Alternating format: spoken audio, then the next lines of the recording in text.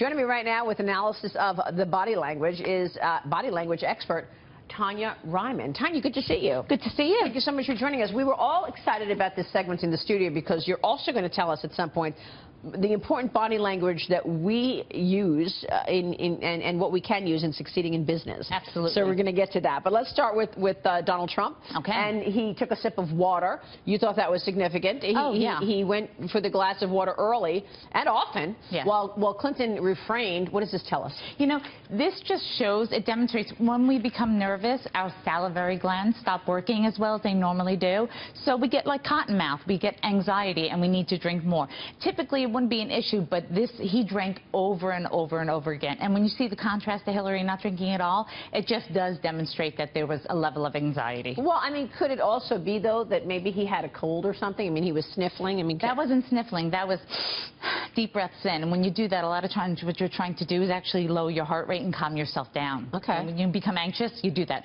I need more oxygen. Wow, interesting. Yeah. So he also switched from calling Clinton Madam Secretary to Hillary during the course of the debate. Let's watch this.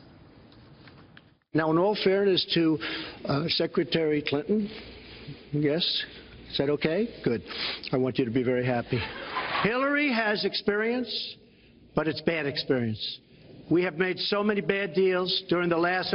So she's got experience, that I agree, but it's bad experience.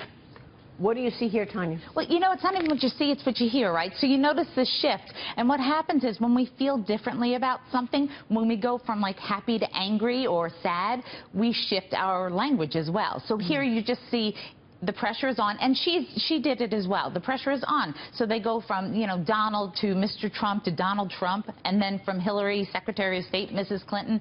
Those just show a shift in mindset that tell you that they're going down a different pattern. So you say he was nervous then? They're both nervous. I mean, obviously, this is the first presidential debate for this year for both of them, so they had no idea what they were really in store for going in. So there's an expected level of anxiety. She's just more polished because she's been doing it for so long. Let's check Hillary. She also answered a question about her email scandal. Let's watch this. Mr. Trump, we're talking about the burden that Americans have to pay, yet you have not released your tax returns. And the reason nominees have released their returns for decades is that voters will know if their potential president owes money to, who he owes it to, and any business conflicts. Don't Americans have a right to know if there are any conflicts of interest? I don't mind releasing. I'm under a routine audit, and it'll be released. And as soon as the audit's finished, it'll be released. He also raised the issue of your emails. Do you want to respond to that? I do. You know, I made a mistake using a private email. That's for sure. And if I had to do it over again, I would obviously do it differently.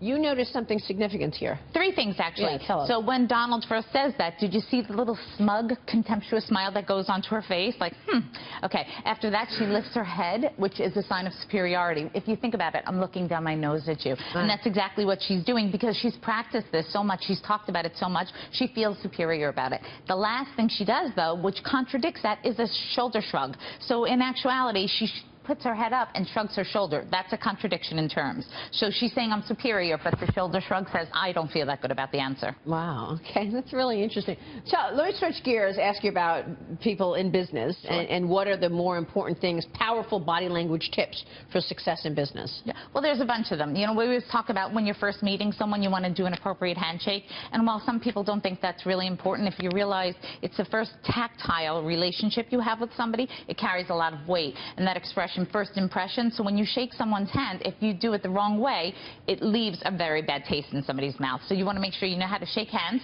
And how do I can even show hands, you. Ready? Tonya? Watch. Okay. Let's do it. As we do this, it's 1, 2, thumb up. Now, if I come to you and I go like this, what do you think I'm trying to do? Gun in I'm my trying wrist. to dominate you also because I'm topping you down. Okay. So you want to make sure like you that. do that. Okay. So if I always say if you have something that comes up and it's weird and it's an awkward handshake, well then you say something about it. I like deprecate. it. Okay, that's Tonya important. Reiman, thank you. We'll be